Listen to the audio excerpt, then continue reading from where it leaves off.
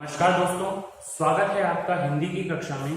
दोस्तों, आज हम आपकी पाठ्य पुस्तक कला क्षितिज के पाठ 12 कैदी और कोकिला का के अगले भाग का अध्ययन करने जा रहे हैं, जिसे माखनलाल चतुर्वेदी ने लिखा है। और ब्रिटिश शासन में जो क्रांतिकारी हैं उनको जेल में डाल करके उन पर क्या क्या यातनाएं की जा रही हैं, वो लेखक ने, कवि ने कैदी और कोयल के माध्यम से प्रस्तुत करने का प्रयास किया है। आगे बढ़ते हैं इसी क्रम में। इस काले संकट सागर पर मरने की मदमाती कोकिल बोलो तो। कवि कोयल से पूछ रहा है, कैदी कोयल से पूछ रहा है कि ये जो काला संकट का सागर है, यानी कि ये जो परेशानियों का, यातनाओं का, पीड़ाओं का जो समय है, इस काले सागर रूपी पीड़ाओं और यातनाओं के समय पर मरने की मदमाती, क्यों तुम मरने को आतुर हो रही हो? मदमाती अर्थात उसके लिए तत्पर हो रही हो, इस पर न्यौछावर होने के लिए तुम तत्पर हो रही हो। कोकिल बोलो तो, ये कोयल बोलो तो सही, अपने चमकीले गीतों को क्यों कर हो तैराती, जो तुम्हारे मधुर गीत हैं उनको क्यों इन हवाओं में, इस वायुमंडल में क्यों तुम फैला रही हो? तैराती का अर्थ है फैला रही हो। तो इन अपने चमकीले जो सुंदर गीत हैं, मन को मोह लेने वाले गीत हैं, ऐसे गीतों को, ऐसी ध्वनि को तुम इस वायुमंडल में, इस हवा में क्यों फैला रही हो? हे कोयल बोलो तो, तुझे मिली हरियाली डाली। अब कोयल और कैदी, जो कैदी है वो अपनी स्थिति और कोयल की स्थिति दोनों में तुलना करके बता रहा है कि तुझे मिली हरियाली डाली, यानी कि तुम्हारे पास बैठने के लिए जो है हरियाली डाली है, हरी भरी पेड़ की डाली है। मुझे नसीब कोठरी काली, और मेरे नसीब में, मेरे भाग्य में ये काली कोठरी है। तेरे नभ भर में संचार, तेरा नभ भर में संचार, यानी कि तुम्हारे लिए तो तुम पूरे नभ भर में संचार है, तुम पूरे नभ भर में, पूरे आकाश में कहीं भी घूम फिर सकती हो, कहीं भी जा आ सकती हो। मेरा 10 फुट का संसार, यानी कि जो मेरी कोठरी है जिसमें मैं कैद हूं, वो 10 फुट की है और वही मेरा संसार है, यानी कि मैं उससे बाहर नहीं जा सकता। लेकिन तुम्हारे पास उड़ने के लिए, घूमने के लिए, भ्रमण करने के लिए पूरा आकाश भरा है। तेरे गीत कहावे वाह, रोना भी है मुझे गुनाह। और तुम्हारे जो गीत हैं, अब कोयल से तुलना करते हुए कैदी कह रहा है कि तुम्हारे गीत जो हैं उन पर सबको, हर कोई उस पर वाह करता है, उसकी तारीफ करता है, और वहीं रोना भी है मुझे गुनाह। और यदि मैं रोता भी हूं, अपनी पीड़ाओं से दुखी होकर मैं रोता भी हूं, तो वो भी एक गुनाह अर्थात अपराध समझा जाता है। गुनाह अर्थात अपराध।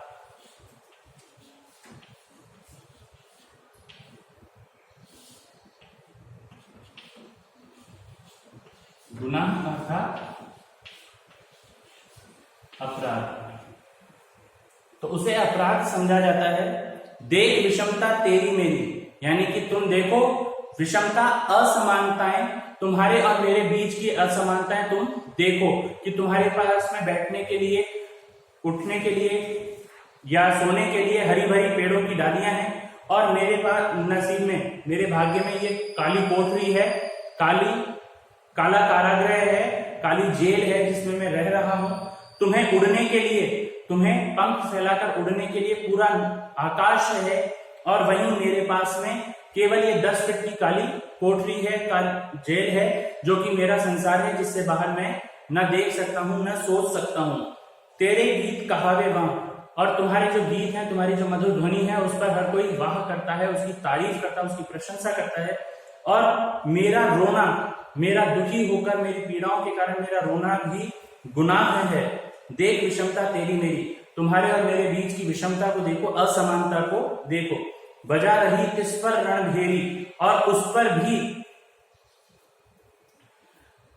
भी रणभेरी, युद्ध की ध्वनि, रणभेरी, जिसका अर्थ है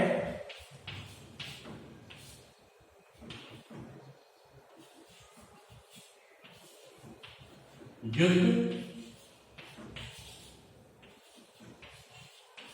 की ध्वनि,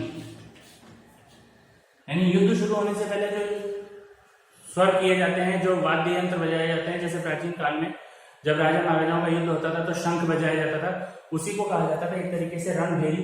तो वो कह रहे हैं कि इस पर भी, तिस पर भी, अर्थात इस पर भी तुम युद्ध की भेरी अर्थात युद्ध की ध्वनि बजा रही हो, इस हुंकृति पर अपनी कृति से और कहो क्या कर दूं। तुम्हारी इस हुंकृति पर अर्थात तुम्हारी इस पुकार पर, हुंकृति अर्थात इस पुकार पर मैं और बताओ क्या कर सकता हूं। कोकिल बोलो तो, हे कोयल बोलो तो सही। तो यहाँ पे कैदी पूछ रहा है कि तुम्हारी इस पुकार पर, हुंकृति अर्थात इस पुकार पर अपनी कृति से यानी कि अपनी रचना से, अपने स्वयं के कार्यों से और कहो क्या कर दूं, और मैं क्या कर सकता हूं। मोहन के व्रत पर, मोहन अर्थात मोहनदास करमचंद गांधी के व्रत पर, यानी कि उन्होंने जो सत्याग्रह का या स्वतंत्रता का व्रत लिया है, स्वतंत्रता, देश को स्वतंत्र कराने का जो उन्होंने व्रत लिया है, मोहनदास करमचंद गांधी के स्वतंत्रता, भारत को स्वतंत्र कराए जाने वाले व्रत पर प्राणों का आसव किसमें भर दूं। प्राणों का आसव, आसव अर्थात रस,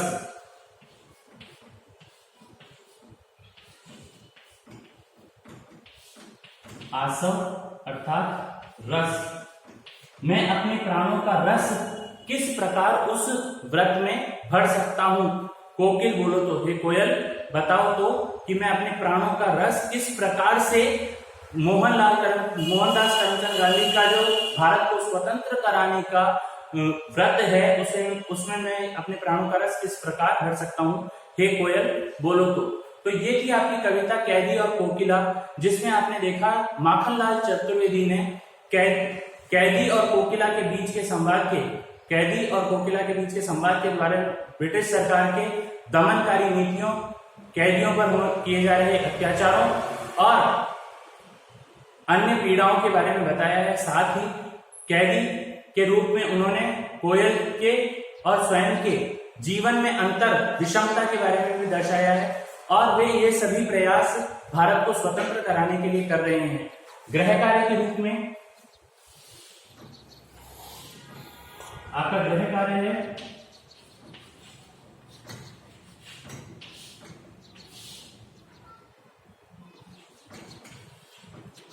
पाठ के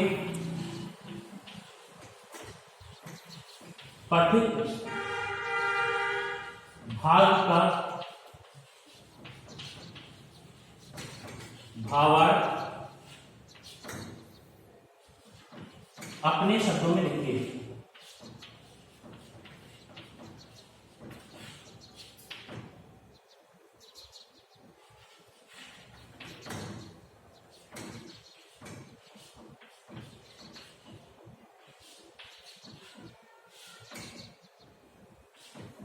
जो हमने पाठ का भाग पढ़ा है, इसका भावार्थ आपको अपने शब्दों में लिखना है। ठीक है दोस्तों, धन्यवाद।